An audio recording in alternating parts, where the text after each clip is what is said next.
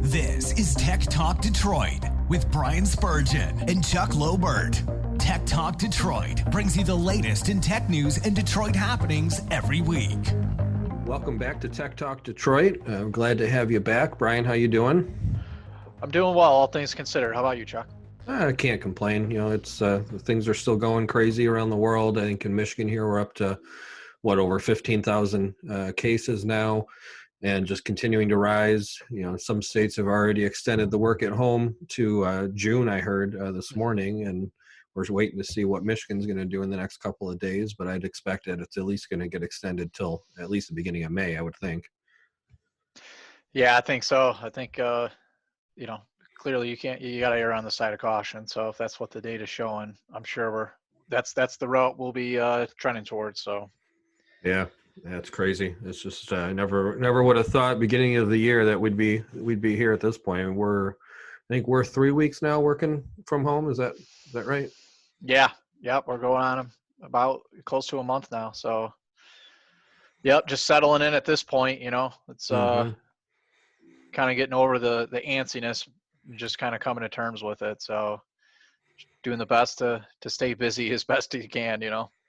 Yeah, I will say I feel like I've been more busy since this has all started and we've been working from home than I was even before, you know, which I think is partly natural with working from home because you have less distractions and everything as far as, you know, people walking into your office to talk to you and everything. And, you know, we're pretty well set up at home where we got the same productivity outside of that. So I think it's natural that we're getting a bit more done. But I think on top of that, it's just, you know, things have gotten crazy and we've been really, really busy lately, which is good. You know, it's certainly better than the alternative, which a lot of businesses are being forced to deal with right now. But, you know, it's just been interesting to me to see the increased productivity with everybody working from home as opposed to what some may expect the other way.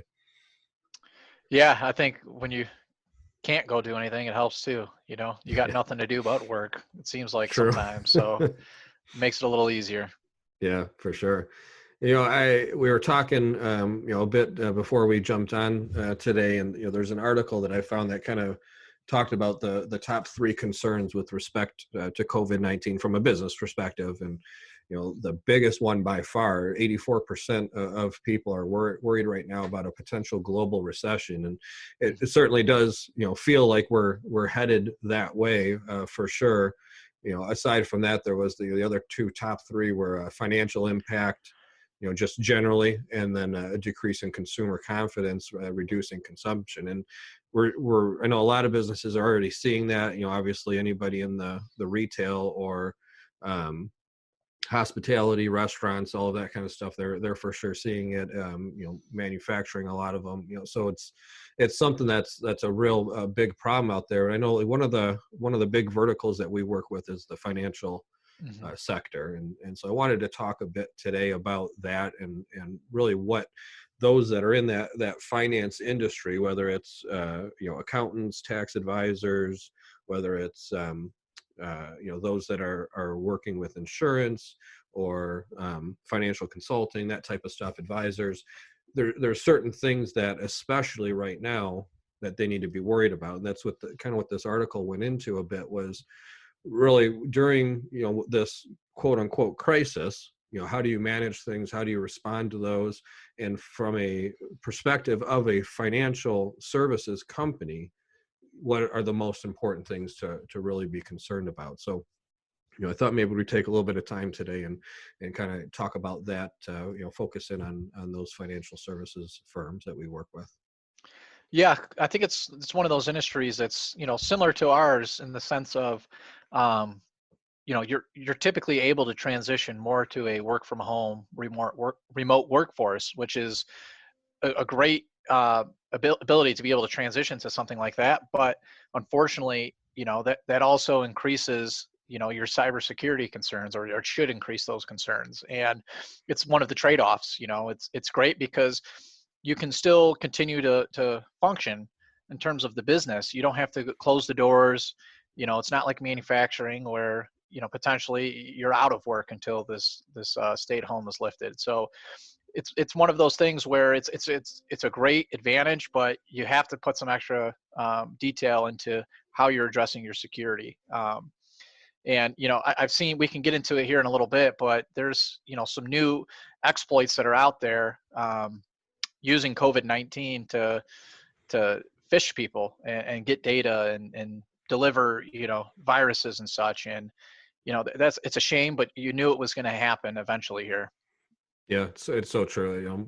Like we said before, the bad people are called bad people for a reason. They take advantage of anything they can. And it's interesting because I think from our perspective, a lot of our clients, the financial services firms are generally some of the ones that are most open to newest technology, working in the cloud and stuff. And that's what, as you said, kind of lends to them being able to quickly go and work from home now. But I've got some friends that work as tax advisors, and they've basically shut their office right now because they said that their companies are trying to figure out if they can possibly work from home, and they don't think that they can because they're too concerned about security. And so I found that was interesting because obviously you can work from home no matter really what your industry is. You just got to make sure that you're still compliant with all of the regulations that you're under, and make sure that you're not forgetting about those things. So the financial sector is one of those that we work with that has a lot of regulations that they're under, and there's a lot of things now that you have to take into account when you start sending people home to work from home, whether they're working on a business computer, working on their home computer, whatever it is. You can't forget about those compliances, because eventually something's going to come around and they're going to want to do an audit, and you got to make sure that you're going to pass those. Just even from that perspective, let alone if a breach were to happen, and now you got to deal with that reputation hit and the brand recognition that goes along with that, and the detriment that can come from all of that as well. Yeah, and I think that's the key is it's, you have to take a step back, look at, okay, what has changed in terms of our workflow with everybody being remote. And one of the things that I think a lot of companies are experiencing is opening up company data to home computers, especially businesses that utilize desktop computers and things like that. They still want their users to be able to work from home.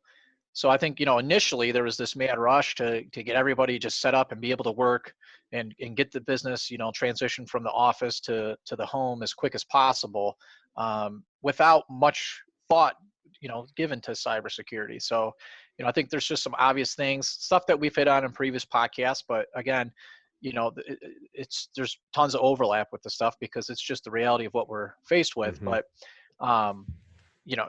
it's making sure, for one, all of your endpoints are being patched and up to date is key. And how do you do that when you have users connecting, with their home computers? So I think that's something businesses really have to try to figure out. The other thing is, make sure you're using secure measures. Use multi-factor authentication on absolutely anything that you can. VPN, require VPN connections to your home network or to your work network. But take a step above that is, it's best if you can use MFA on top of your VPN connection, to really ensure that whoever is connecting to that tunnel is the person you want it to be. And I think aside from that, you have to just look at, you mentioned some good things about compliance, and you have to know what kind of compliance policies you're under, and you almost have to reevaluate, okay, what is my requirements to be compliant? You almost have to re-audit yourself to make sure you're still meeting all those requirements, because I think what happens a lot of times is in that mad shift, that there's a lot of details that you're looking over because it's not part of your normal process, right? You're deviating from your normal process. So I think companies should take the time now to circle back over and make sure you are in fact still compliant. Oh, absolutely. I think you have to. When you last went through the audit, if you didn't have a completely remote workforce, there are going to be certain things that you didn't think about. Even if you have thought of, well, we have a few people working from home, there's still going to be things that you didn't think of. What if those few people are on company-owned laptops, but the rest of the workforce isn't, or some of the workforce isn't, and they're on their home computers? All of the points that you brought out. But I think absolutely, any financial services company right now needs to re-audit themselves against any compliance, any regulations that they're under, because most likely they're going to be missing something somewhere. And it's not a matter of being negligent. It's a matter of the fact that basically over about a week time period, we went from all working into an office to now almost all of us had to be working from home, and we didn't have a choice. So in order to keep the business going, what did you do? Well, you sent everybody home. You figured out how to quickly get them up and running, get connected to the data they needed. Obviously we're concerned about security through that, but not necessarily to the extent that you had to be worried about the regulations and the compliance pieces. So I think absolutely you have to now go back and say, okay, now we're all working from home, business is able to continue. Now let's make sure that we're properly protected and put in any additional pieces that we need to meet those regulations. Yep. So I think, something else to talk about that I had mentioned previously was new exploit out. So something else to consider is the fact that, a lot of businesses, we've all seen tons of emails going out. We've all sent them out ourselves, explaining how our business is impacted by COVID-19, what we're doing to adjust, any process or workflows that are changing moving forward. We've all notified our clients as such. That being said, we, at this point, I've seen so many emails come through referencing COVID-19 that it just kind of seems standard practice now. And we've hit the point now where that's truly being exploited.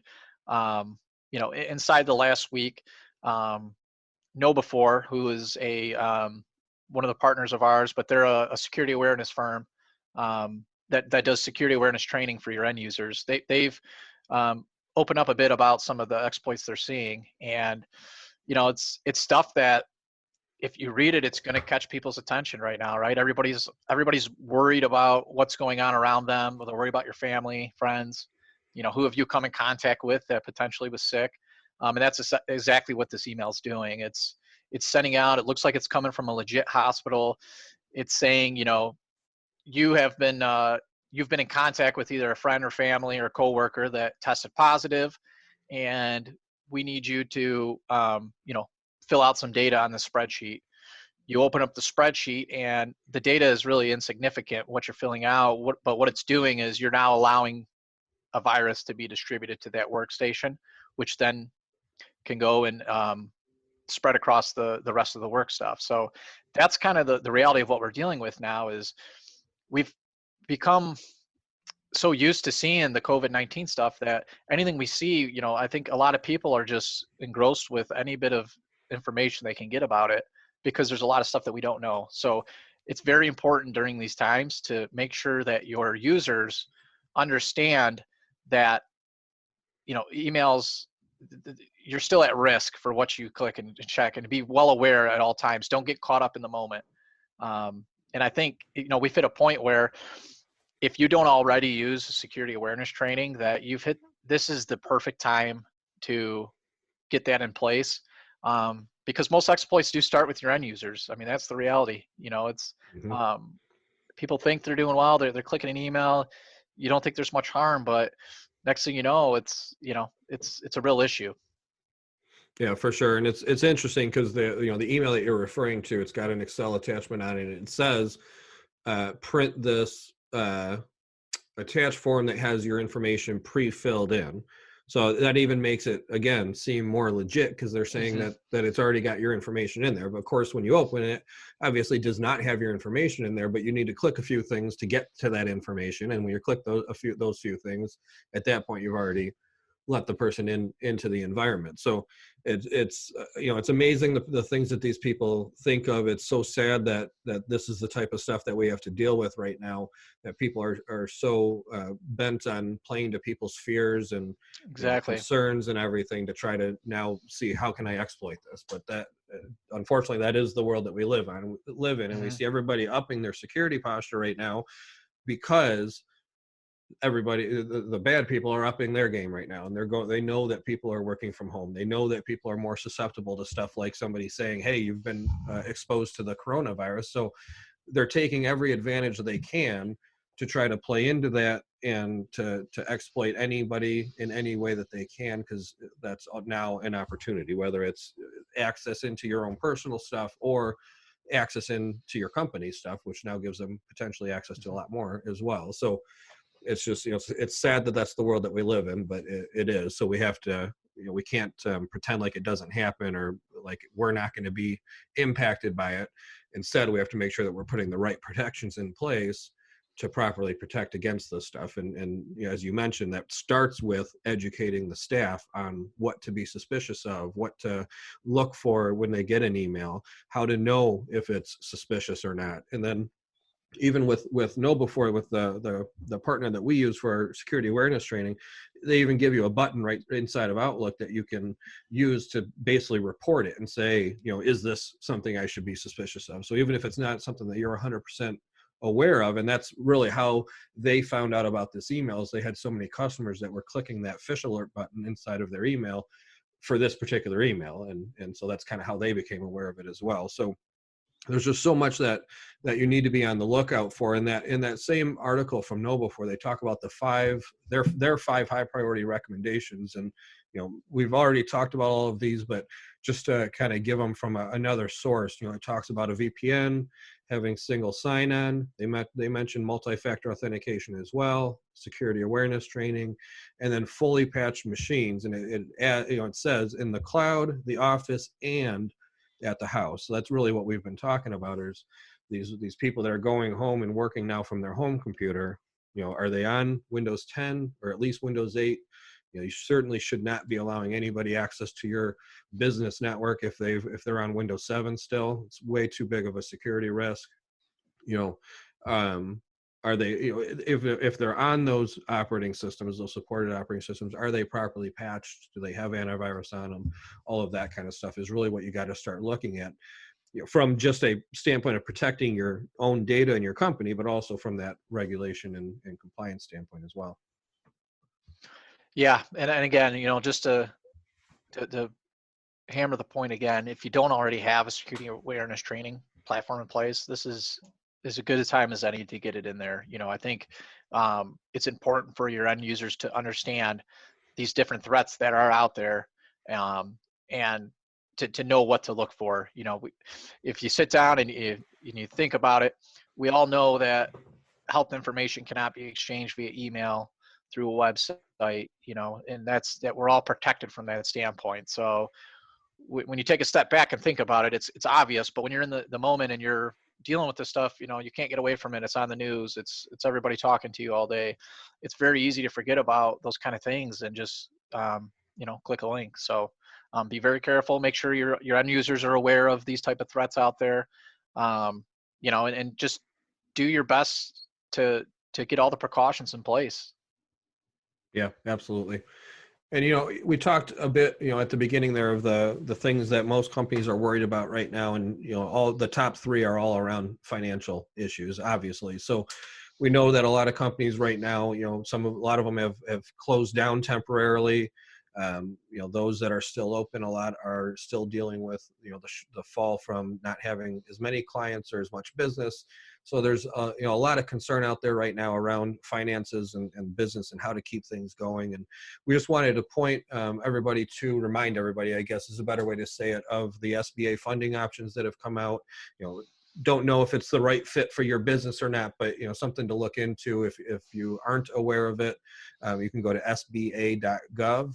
And there's the Paycheck Protection Program, there's a loan advance, there's a bridge loan, there's the debt relief, and these are all meant to try to help small businesses out through this time. I know the Paycheck Protection Program, I think you get a loan for 2.5 times what your payroll is, and I think as long as you spend, if I remember right, at least 75% of it on payroll, it's a forgiven loan as well. And it's, even if it's not, it's a 1% interest rate on the loan. So it's, still a decent thing to think about.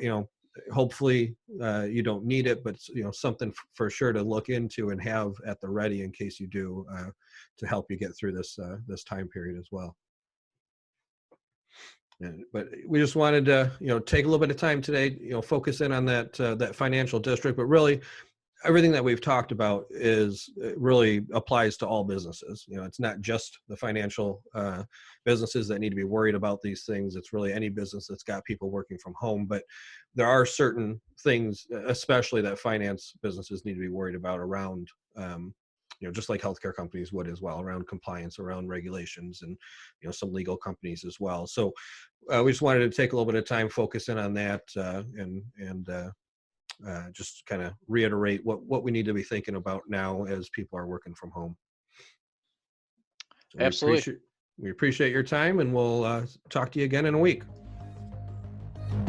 Interact with Tech Talk Detroit at techtalkdetroit.com or on Facebook, Twitter, and Instagram.